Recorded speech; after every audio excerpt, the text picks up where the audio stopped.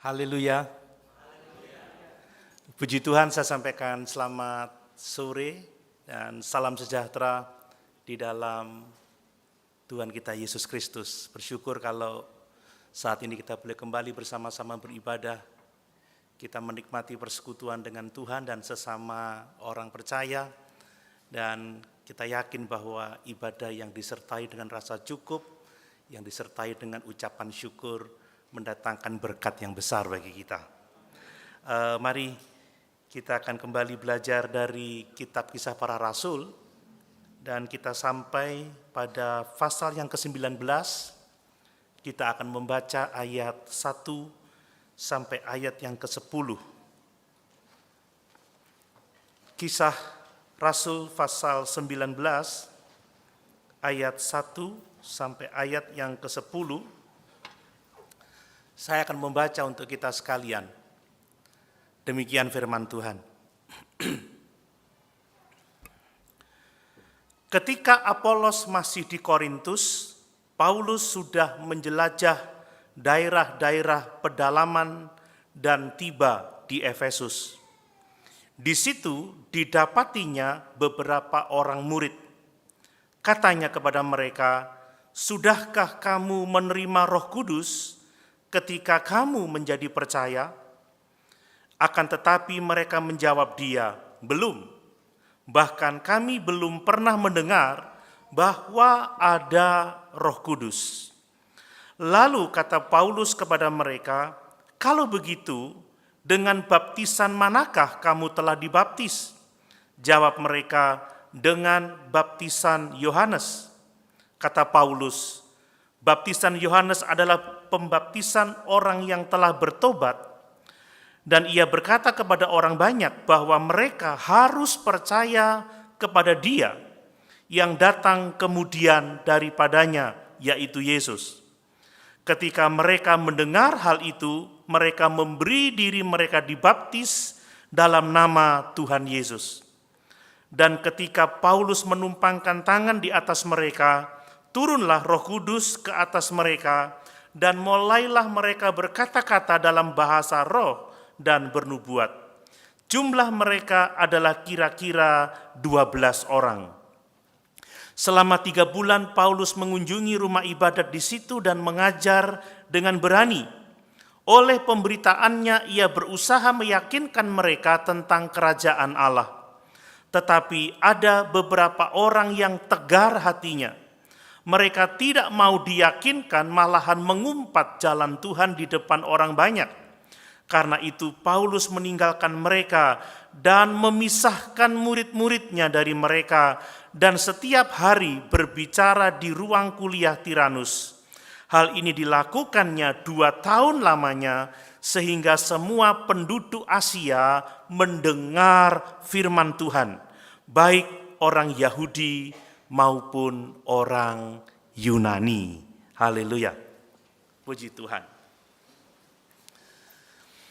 Beberapa bulan ini kita telah belajar bersama-sama dari Kisah Para Rasul.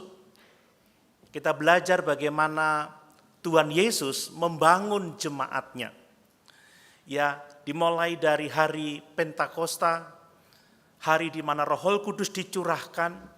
Di situ gereja Tuhan dilahirkan, dan sejak hari itu maka para murid dan orang-orang percaya yang penuh dengan Roh Kudus, mereka memberitakan Injil, mereka bertekun di dalam pengajaran rasul-rasul, mereka diberdayakan oleh Roh Kudus, dan gereja mengalami pertumbuhan yang sangat luar biasa.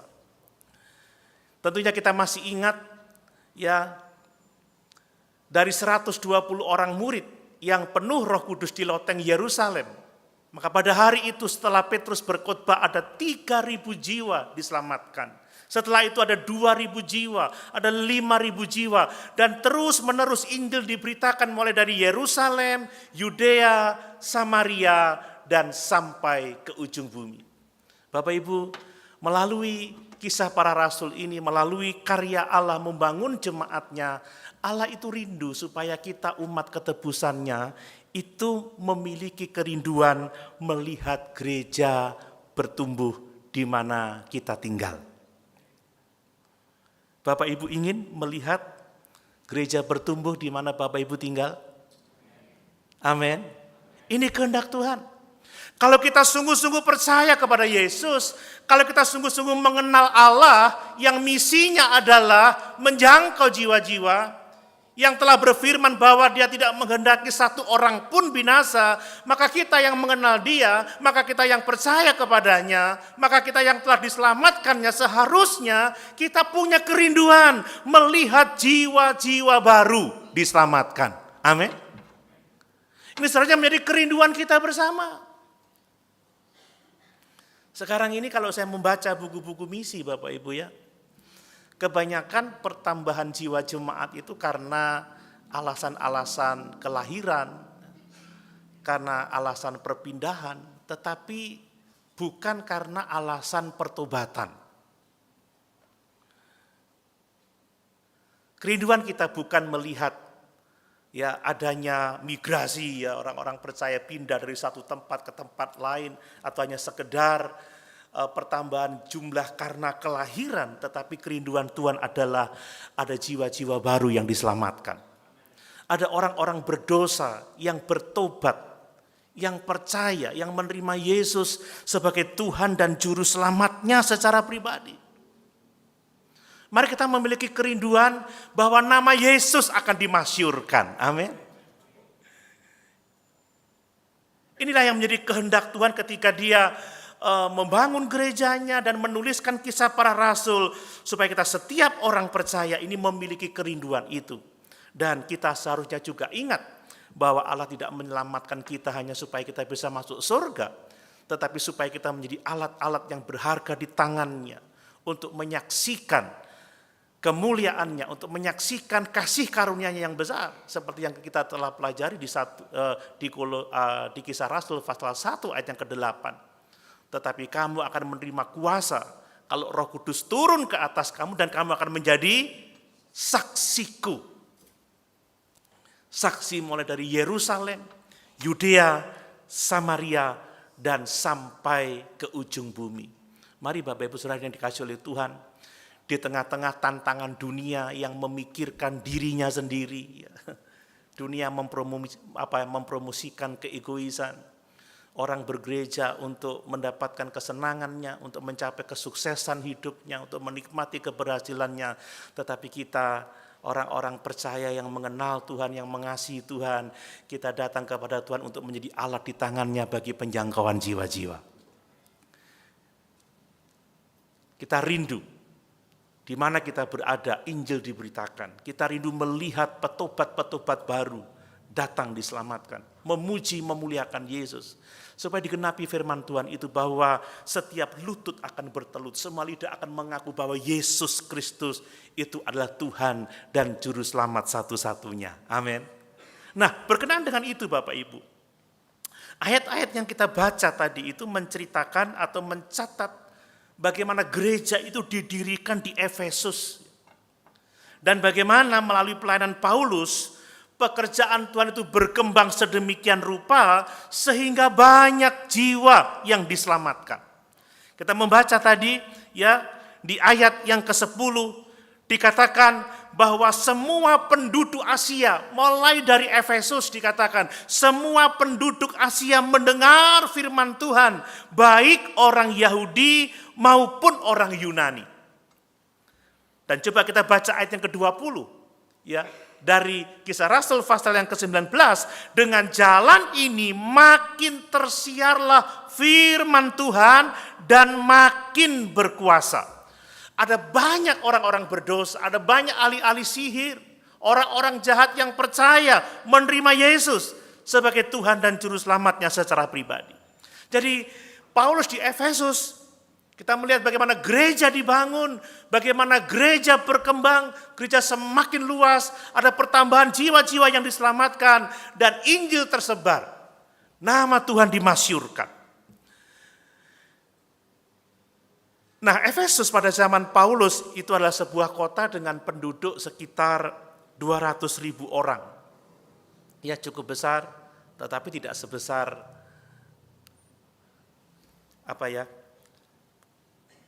bangsa kita sekarang ya, karena ini hanya satu kota saja kita sudah ratusan juta, ini hanya 200.000 orang saja.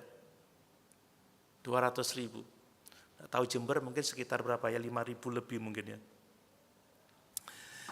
Nah, di Efesus ini terkenal dengan seninya, terkenal dengan budayanya, terkenal juga dengan sihirnya Bapak Ibu.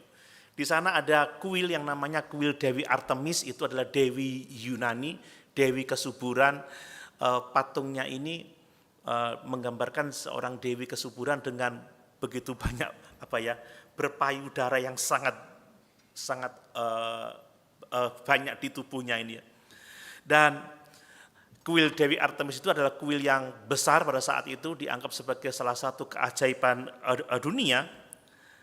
Dan ini adalah tempat penyembahan berhala-berhala. Tetapi puji Tuhan, Allah dalam hikmatnya, Allah dalam kasihnya, Allah dalam kuasanya telah membuka pintu bagi Paulus untuk memberitakan Injil di Efesus ini. Dan dari pelayanan Paulus tersiarlah firman Tuhan dan makin berkuasa. Bahkan sungguh luar biasa kita membaca tadi, bahkan semua orang yang tinggal di Asia itu menjadi percaya kepada Tuhan, baik orang Yahudi maupun orang Yunani. Apa rahasianya terjadi pertumbuhan gereja yang seperti itu? Bapak Ibu, ada 3 hal yang kita lihat yang dikerjakan oleh Tuhan di kota Efesus ini. Sehingga gereja dibangun, sehingga gereja diperluas. Dan saya berharap kita mau memperhatikan ketiga hal ini. Karena kita juga menginginkan hal yang sama, bahwa di tempat kita berada ada jiwa-jiwa yang dimenangkan. Amin. Mau Bapak Ibu? Ya. Kalau mungkin orang yang terkenal di kota kita, terkenal dengan ketidakbaikannya, orang-orang yang sebelumnya menghujat kekristenan, mereka percaya Yesus, mereka terima Yesus, mereka beribadah bersama-sama dengan kita, mau melihat hal itu terjadi? Kita melihat ketiga hal ini. Yang pertama, di Efesus terjadi pemberitaan Injil yang luar biasa. Di Efesus kita melihat bagaimana Roh Kudus itu memberdayakan orang-orang percaya untuk melayani Tuhan. Dan di Efesus kita melihat bahwa orang-orang percaya diperlengkapi, perhatikan, diperlengkapi untuk pekerjaan pelayanan, diperlengkapi untuk pembangunan tubuh Kristus. Hanya dengan ketiga hal ini saudara, kita melihat bagaimana gereja di Efesus dibangun oleh Allah, bagaimana gereja berkembang, diperluas, sehingga ada banyak jiwa dijangkau dan dimenangkan. Seluruh Asia menjadi percaya kepada Tuhan, mendengar firman kebenaran itu. Dan kemungkinan besar ke-7 jemaat di Asia itu berdiri pada masa ini. Sekali lagi ada 3 hal. Pemberitaan Injil, pemberdayaan oleh kuasa Roh Kudus, dan yang ketiga adalah orang-orang percaya diperlengkapi untuk tugas pelayanan. Mau memberitakan Injil? Nah, baru sepi kalau begini ya. Mau diberdayakan oleh Roh Kudus? Amin. Mau diperlengkapi? Saya mulai kemarin cukup sedih Bapak Ibu ya. Tim misi gereja kita membuat satu grup WA. Dia mengundang barang siapa yang terbeban untuk pelayanan misi penjangkauan jiwa-jiwa, silakan bergabung di grup WhatsApp ini. Sampai hari ini baru 14 yang bergabung. 90%-nya pengerja. Salah satunya saya.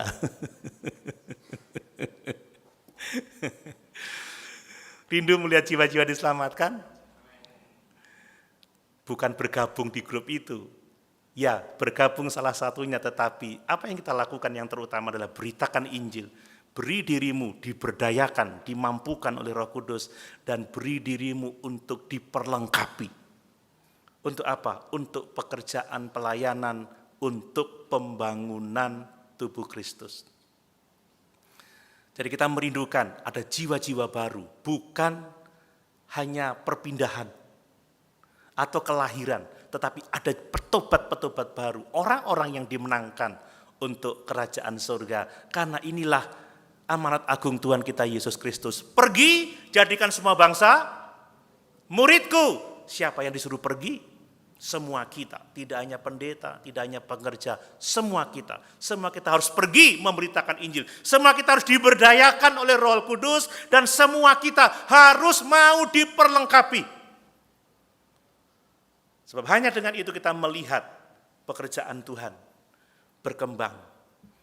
Nama Tuhan dimasyurkan. Mari, saya akan sedikit lebih detail untuk membagikan ketiga hal itu. Pemberitaan Injil, diberdayakan oleh Roh Kudus, dan diperlengkapi untuk tugas pelayanan. Yang pertama perhatikan, kalau kita mau melihat gereja dibangun, gereja berkembang, maka kita semua orang-orang percaya harus memberitakan Injil. Berulang-ulang, ya mulai kita belajar pasal pertama dari Kisah Para Rasul, berita ini terus disampaikan. Harus memberitakan Injil. Ya. Bukan nawar-nawarin kenyamanan atau pelayanan, ayo bergabung, nanti ada door prize-nya. Apa door prize-nya? Televisi, handphone. Bukan gitu. Tapi memberitakan Injil Yesus Kristus, Bapak Ibu. Lihat, Paulus kembali ke Efesus, ya, itu sekitar 1 tahun setelah dia meninggalkan Efesus. Dia pernah berjanji bahwa kalau Tuhan menghendaki aku akan kembali ke Efesus. Dan Paulus atas kehendak Tuhan dia kembali ke Efesus. Setelah Apolos dia berangkat ke Korintus. Ia bertemu dengan 12 orang yang oleh Lukas disebut sebagai murid. Mereka adalah murid. Tetapi Paulus menemukan bahwa ada sesuatu yang tidak benar dengan para murid ini, Bapak Ibu. Mereka disebut sebagai orang-orang yang percaya, tetapi Paulus mendeteksi adanya ketidakberesan. Makanya dia bertanya kepada orang-orang yang disebut murid itu, apakah kamu telah menerima Roh Kudus ketika kamu percaya? Bukankah kita telah belajar bahwa setiap orang yang sungguh-sungguh percaya kepada Yesus telah menerima Roh Kudus? Amin. Kita telah belajar bahwa saat kita mendengar firman kebenaran, saat kita mendengar Injil keselamatan kita, saat kita percaya, kita dimeteraikan dengan Roh Kudus. Itu Efesus 1 ayat yang ke-13. Tetapi kenapa Paulus yang mengerti kebenaran itu bertanya kepada 12 orang ini, apakah kamu telah menerima Roh Kudus ketika kamu percaya? Dia melihat ada sesuatu yang salah dengan orang-orang ini sekalipun disebut sebagai murid. Sekalipun disebut sebagai orang yang beroleh iman atau menjadi percaya. Nah, siapakah orang-orang ini? Kalau kita membaca dalam teks tadi, mereka adalah murid-murid Yohanes Pembaptis. Paulus bertanya, dengan baptisan apa kamu telah dibaptiskan? Dengan baptisan Yohanes. Kita jelas tentang Yohanes Pembaptis bahwa Yohanes Pembaptis dia tidak memberitakan dirinya sendiri, tetapi dia membuka jalan bagi Mesias, bagi Yesus. Jadi Yohanes memberitakan bahwa setelah dia akan ada dia yang lebih berkuasa daripadaku, yang baginya membuka tali kasutnya pun dia tidak layak, dialah yang akan membaptis kamu dengan Roh Kudus itu. Jadi orang-orang ini adalah orang-orang yang percaya tetapi mereka belum percaya kepada Yesus atau mereka belum tahu bahwa Roh Kudus telah dicurahkan setelah kenaikan Yesus di sorga. Makanya Paulus melakukan penginjilan kepada orang-orang yang disebut murid ini. Melakukan penginjilan kepada orang-orang yang disebut orang percaya ini. Tidak diragukan lagi. Pasti Paulus mengatakan, kamu telah dibaptis oleh baptisan Yohanes, itu baik. Itu baptisan pertobatan. Tetapi Yohanes memberitakan bahwa akan datang yang lebih besar daripadanya, itulah Mesias. Dan Mesias itu telah datang. Namanya Yesus Kristus. Pasti Paulus menginjil. Yesus itu adalah firman yang menjadi manusia. Dia sepenuhnya Allah, dia sepenuhnya manusia. Dia telah memikul dosa-dosa kita di kayu salib. Dia telah mati, dikuburkan, dan dibangkitkan pada hari yang ketiga. Dan setelah Paulus menginjili mereka, lalu percayalah mereka kepada Yesus. Sebelumnya mereka telah dibaptis dengan baptisan Yohanes, tetapi setelah mendengar Injil Yesus Kristus, Injil keselamatan itu, mereka percaya kepada Yesus dan mereka dibaptis. Dan setelah Rasul Paulus menumpangkan tangan atas mereka, mereka semua penuh dengan Roh Kudus. Mereka berbahasa roh dan mereka bernubuat. Ya, aneh ya kalau orang Kristen tidak kenal atau tidak pernah mendengar tentang Roh Kudus. Makanya Paulus melihat ada keganjilan di sana. Dia mengajukan pertanyaan itu dan dia menginjili mereka dan orang ini diselamatkan. Ya, pernyataan bahwa mereka dibaptis dalam nama Yesus menunjukkan bahwa mereka baru saja selamat pada waktu itu. Kemudian Paulus setelah 12 orang ini dibaptis, diselamatkan ya, dibaptis, kemudian penuh dengan Roh Kudus, lalu Paulus dia pergi ke sinagoga selama 3 bulan. Paulus mengajar di sinagoga, di tempat-tempat ibadah orang Yahudi. Baru setelah 3 bulan, ada penentang-penentang yang melawan Paulus dan Paulus pada akhirnya memisahkan murid-muridnya dari para penentangnya itu dan mengajar mereka di ruang kuliah Tiranus.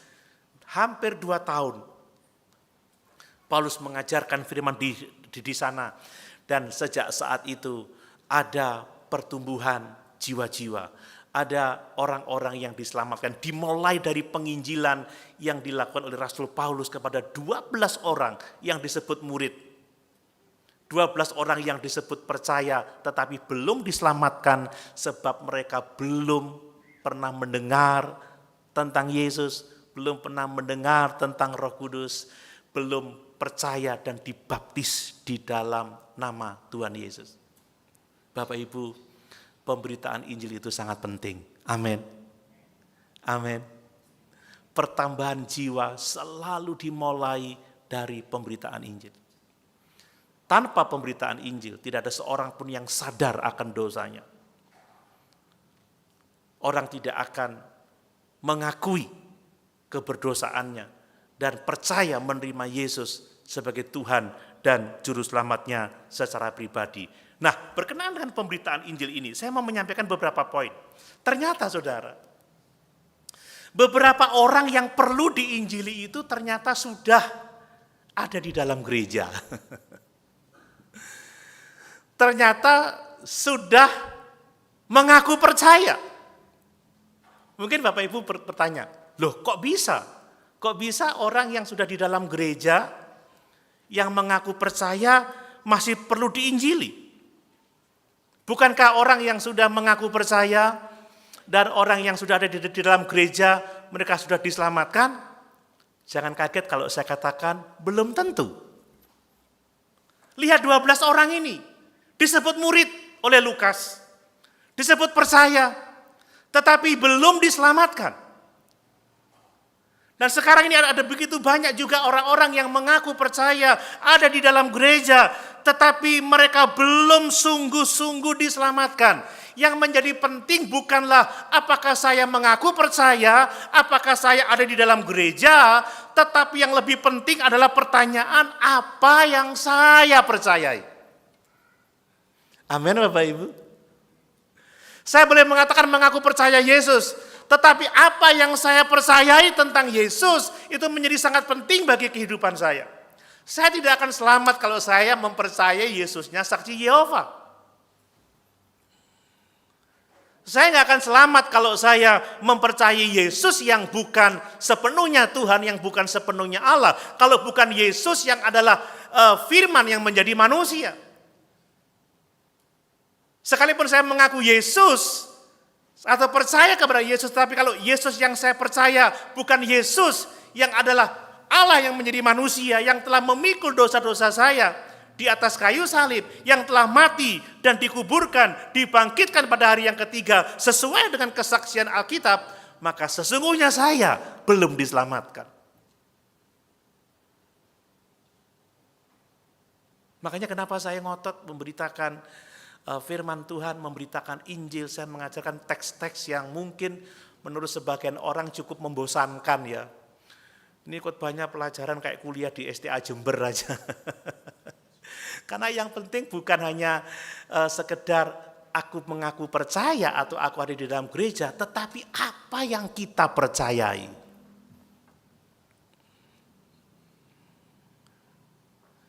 Bapak Ibu percaya bahwa keselamatan hanya oleh kasih karunia saja? Amin.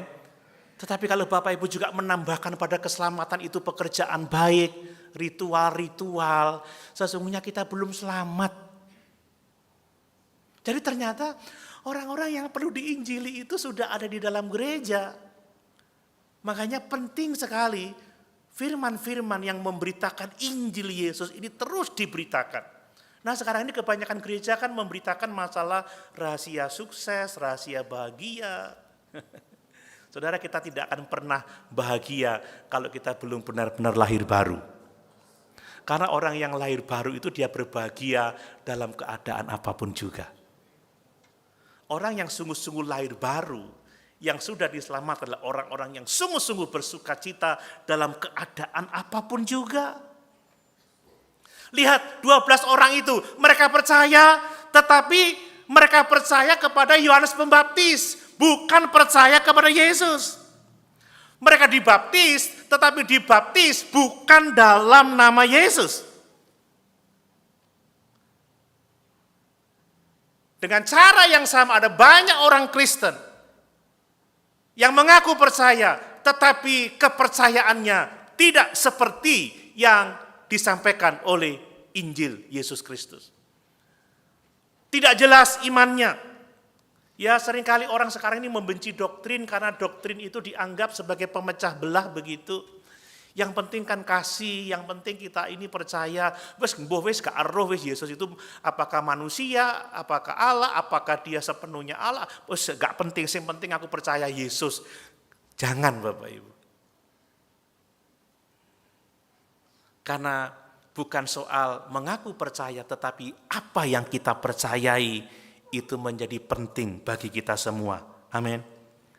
Ya kalau Bapak Ibu bertanya orang-orang yang ada di dalam gereja, apakah kamu orang Kristen? Saya Kristen, saya enggak beragama lain, saya juga bukan ateis.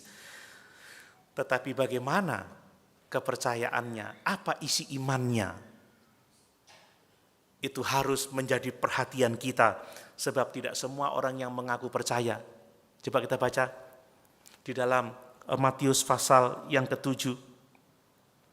Supaya kita ingat itu, Matius pasal yang ke-7, mulai ayat 21. Ya, bukan setiap orang yang berseru kepadaku Tuhan akan masuk ke dalam kerajaan surga. Ini kan orang yang mengaku percaya ini ya. Melainkan dia yang melakukan kehendak Bapakku yang di surga. Pada hari terakhir banyak orang akan berseru kepadaku, Tuhan, Tuhan, bukankah kami bernubuat demi namamu dan mengusir setan demi namamu dan mengadakan banyak mukjizat demi namamu juga. Pada waktu itulah aku akan berterus terang kepada mereka dan berkata, aku tidak pernah mengenal kamu. Ya, enyahlah daripadaku, kamu sekalian pembuat kejahatan. Jadi ternyata Bapak Ibu,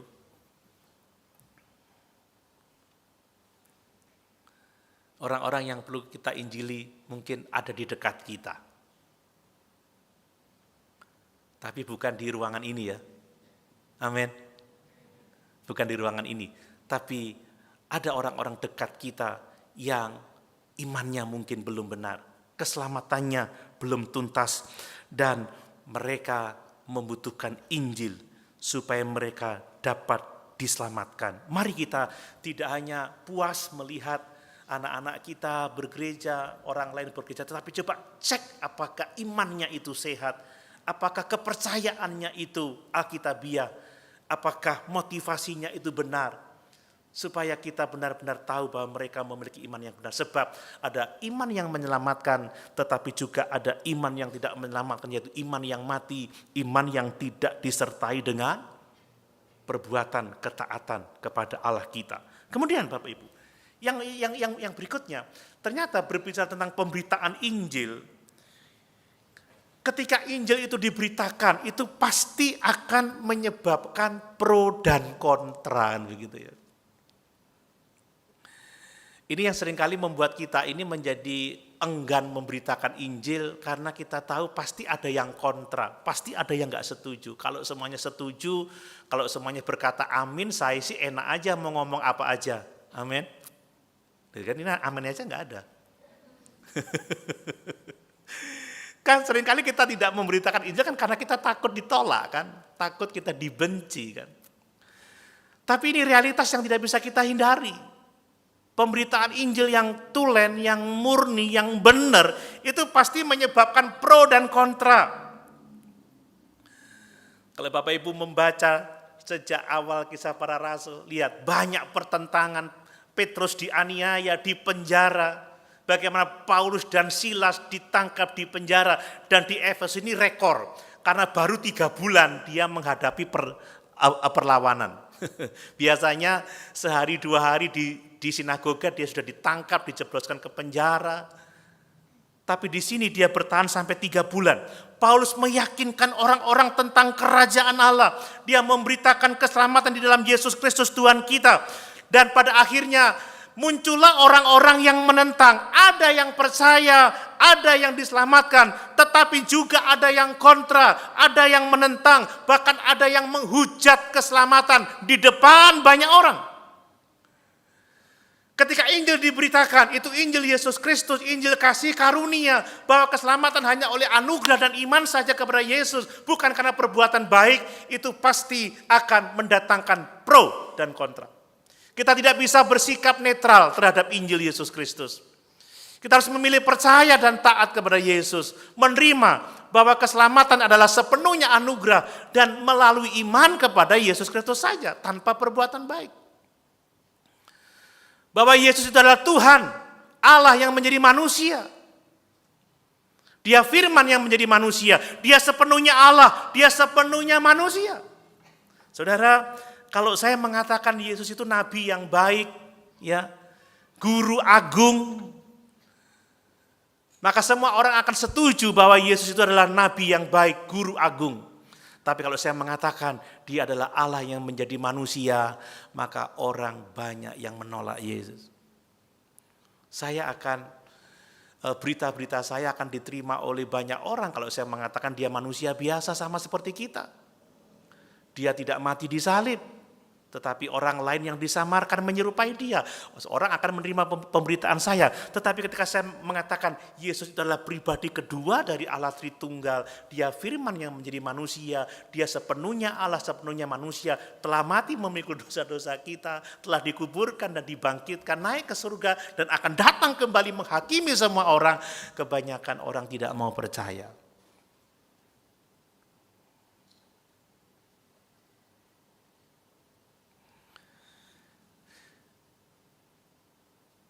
Saya yakin kalau ditanya siap memberitakan Injil, siap. Siap menghadapi kontra, perlawanan. Oh, yang di sini siap, saudara.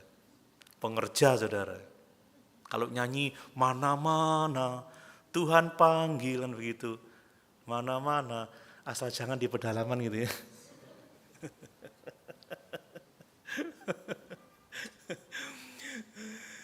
Bapak Ibu, kalau memberitakan Injil itu seperti Sinterklas, bagi-bagi hadiah, semua senang dengan hadiah kita suka melakukannya. Ya. Tapi kalau memberitakan firman yang menyebabkan pro dan kontra, ini yang enggak gampang. Kata Paulus, aku tidak mencari kesukaan manusia, tetapi aku mencari kesukaan Tuhan. Setiap dia menginjil, dia selalu teraniaya, dia menderita, sampai dia berkata, di tubuhku ada banyak luka-luka parut Yesus. Dia banyak menderita karena memang Injil yang disampaikan dengan benar itu akan mendatangkan pro dan kontra. Injil pasti akan memecah belah.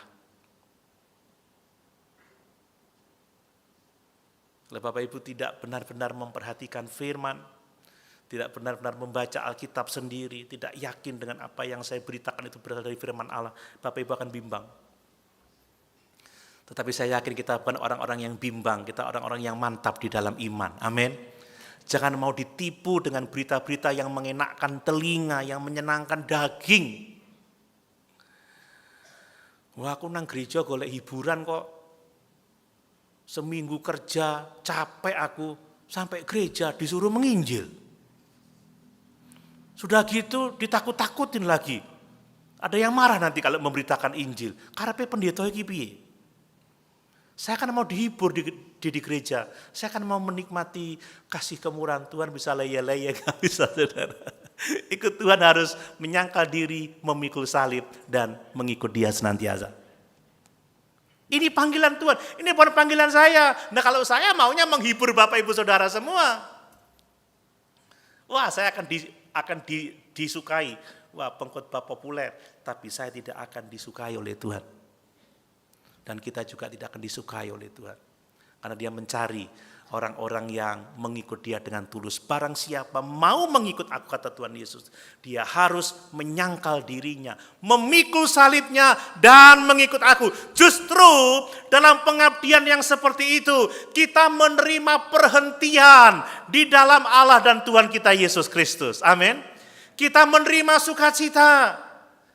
Hidup di tengah-tengah dunia yang tidak menentu ini Bapak Ibu. Seringkali saya katakan, kita ini ada di ambang kebakaan. Kita ini ada di serambi kebakaan. Hidup kita seperti digantung di seutas tali yang rapuh. Sewaktu-waktu kita bisa meninggalkan dunia ini. Tetapi kalau kita memiliki hubungan yang benar dengan Tuhan, kita memiliki persekutuan dengan Dia, kita mengalami istirahat yang sesungguhnya di dalam Yesus. Kita tidak pernah khawatir menghadapi apapun juga, karena masa depan kita jelas di kekekalan nanti. Kita tidak takut lagi menghadapi dunia ini. Ingat kata Tuhan Yesus, barang siapa mempertahankan nyawanya, dia akan kehilangan nyawanya. Tetapi barang siapa menyerahkan nyawanya karena aku, dia sesungguhnya memelihara nyawanya itu. Bapak Ibu, ikut Tuhan harus memiliki perspektif kekekalan. Amin. Saudara, rugi kalau kita ikut Tuhan hanya untuk mengharapkan segala sesuatu yang ada di dunia ini. Rugi. Kita ikut Tuhan bukan untuk perkara-perkara dunia ini. Kita ikut Tuhan karena ada pengharapan kehidupan kekal di dalam kerajaan surga yang mulia itu. Amin. Saudara, banyak orang bisa menjadi kaya tanpa Kristus. Ya, menjadi kaya tanpa menjadi Kristen, menjadi sukses tanpa Kristus. Tetapi hanya Yesus yang memberikan pengharapan akan kehidupan kekal dalam kerajaan sorga. Hanya Dia satu-satunya, tidak ada yang lain. Jadi kalau kita bergereja hanya untuk sukses dunia ini, untuk mencari kesenangan jasmani, sia-sia. Kata Paulus, celakalah kamu, alangkah ruginya, alangkah malangnya kamu. Kita ada di sini karena panggilan persekutuan dengan Allah, panggilan kemuliaan kekal di dalam kerajaan surga. Amin. Dan semua orang yang sungguh-sungguh percaya Yesus, ternyata dia harus mengakui imannya melalui baptisan air, saudara. Masih ada yang belum dibaptis? Masih ada? Tidak malu angkat tangan? Oh, sudah semua ya? Puji Tuhan. Kalau ada yang belum, jangan salahkan saya. Oh, enggak. Ada yang belum dibaptis. Bapak Ibu, ini firman Tuhan. Ya, perhatikan. Paulus membaptis orang-orang ini. Ya. Dengan baptisan apakah kamu dibaptiskan? Dengan baptisan Yohanes. Saudara, hanya Yesus jalan keselamatan. Tidak ada keselamatan di luar Yesus. Jadi sekalipun orang-orang ini telah bertobat, ya, dan telah memberi diri dibaptis oleh baptisan Yohanes, tetapi sekali lagi tidak ada keselamatan di luar Yesus. Makanya mereka harus dibaptis di dalam nama Yesus. Orang-orang kudus perjanjian lama itu selamat karena percaya kepada Mesias yang dijanjikan. Tetapi setelah Mesias itu datang, maka mereka harus percaya kepada Mesias, harus dibaptis di dalam nama Mesias itu.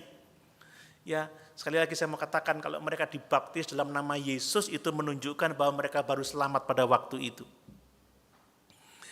Ya, Kita tidak dibaptis di dalam nama orang ya, atau di dalam nama manusia yang lainnya, tetapi harus di dalam nama Yesus, sebab Yesuslah satu-satunya Tuhan dan Juru Selamat.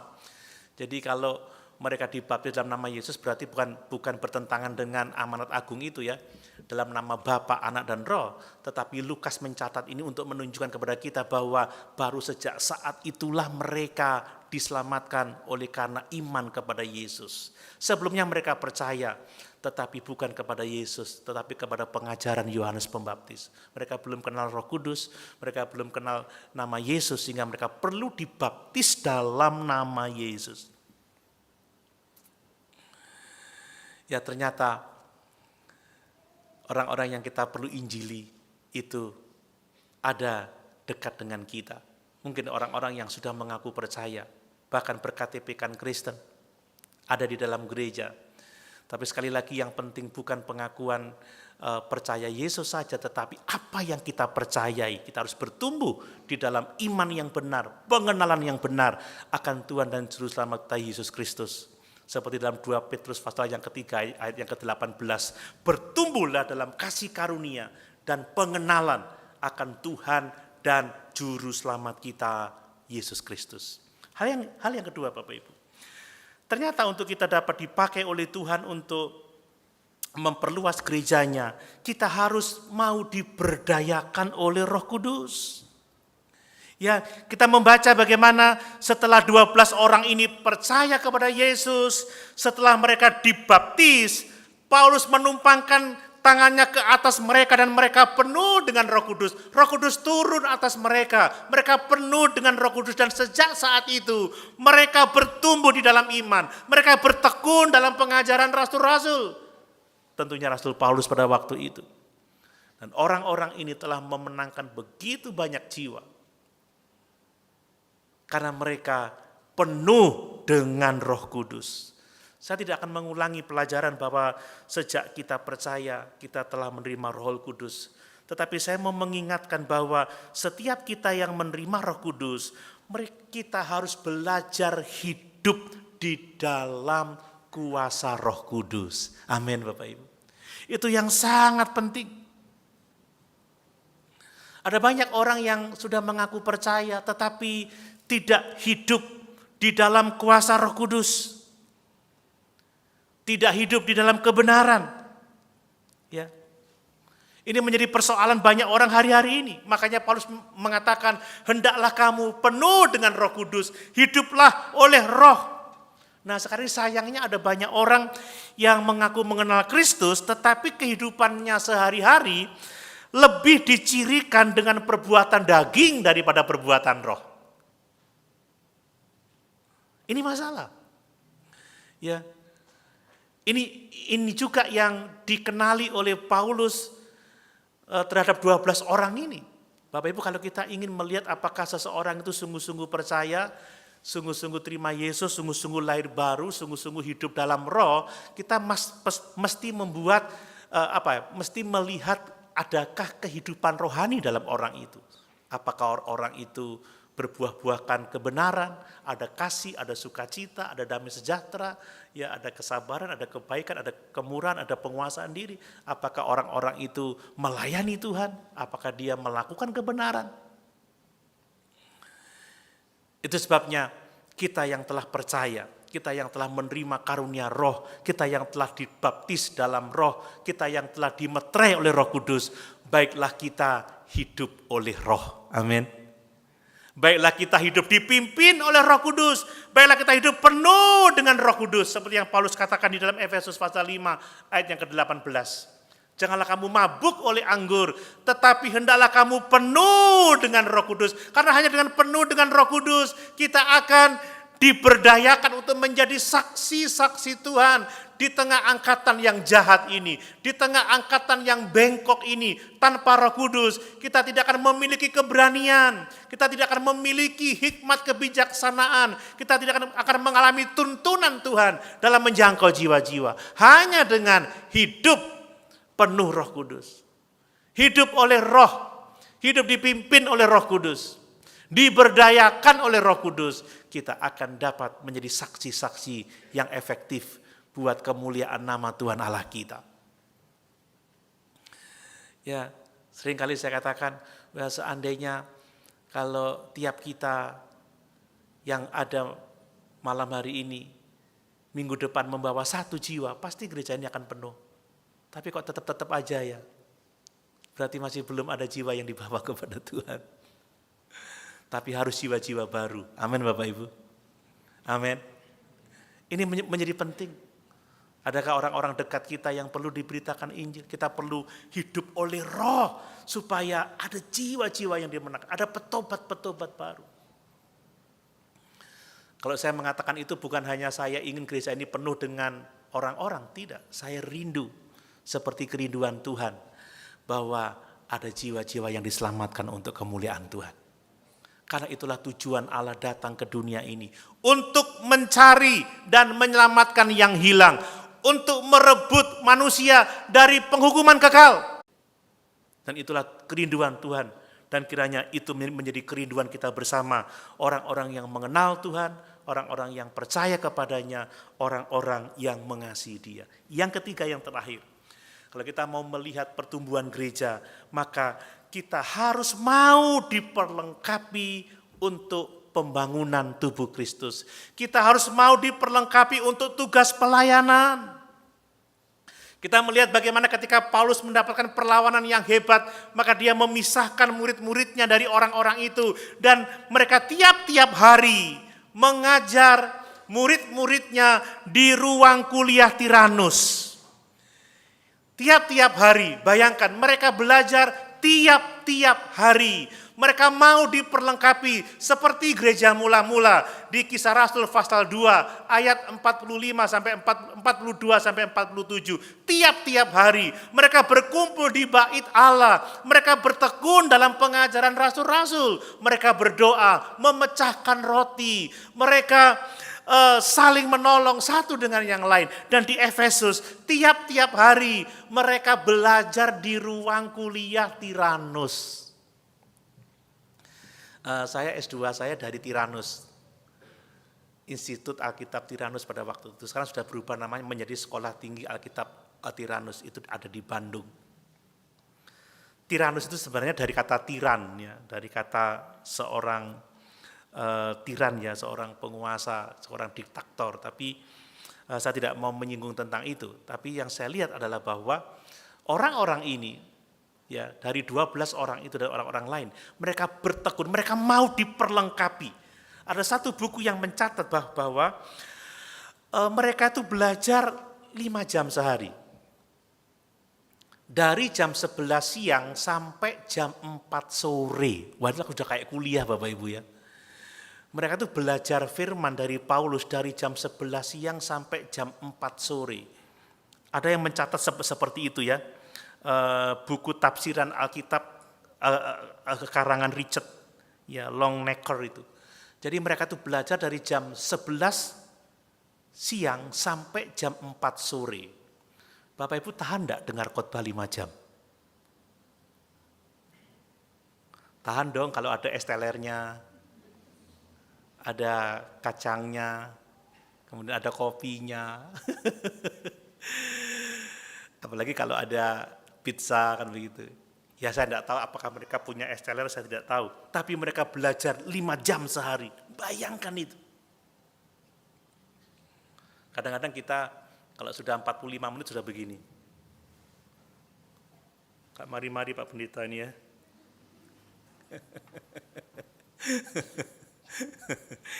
5 jam. 2 tahun dia melakukan itu.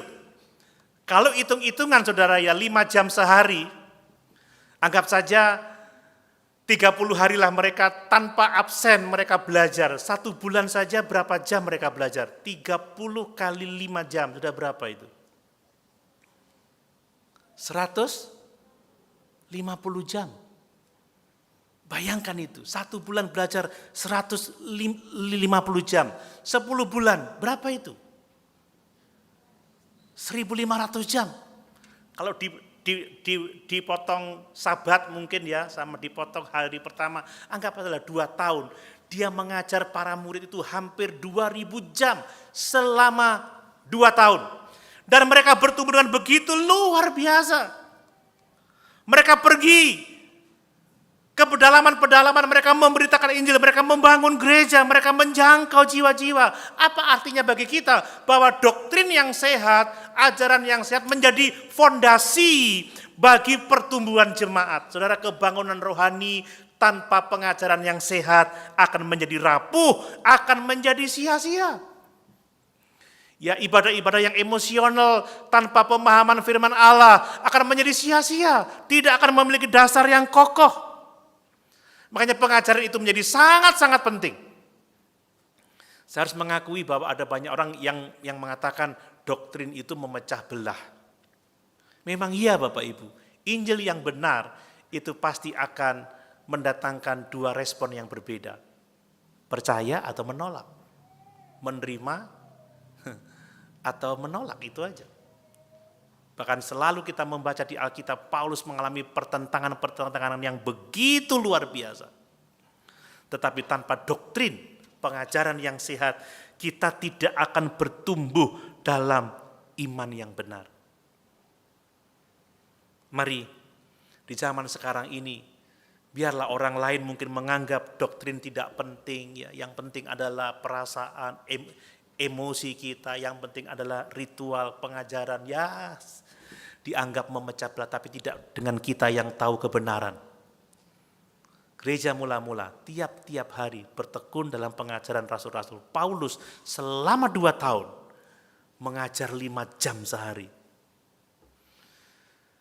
Bayangkan itu. 5 jam sehari. Ingat waktu Petrus berkhotbah terlalu lama sampai Eutikus dia ngantuk, dia jatuh dari lantai berapa itu? Lantai 2 ya, sampai dia akhirnya mati. Tetapi puji Tuhan, oleh kemurahan Tuhan, Eutikus bangkit dari kematiannya.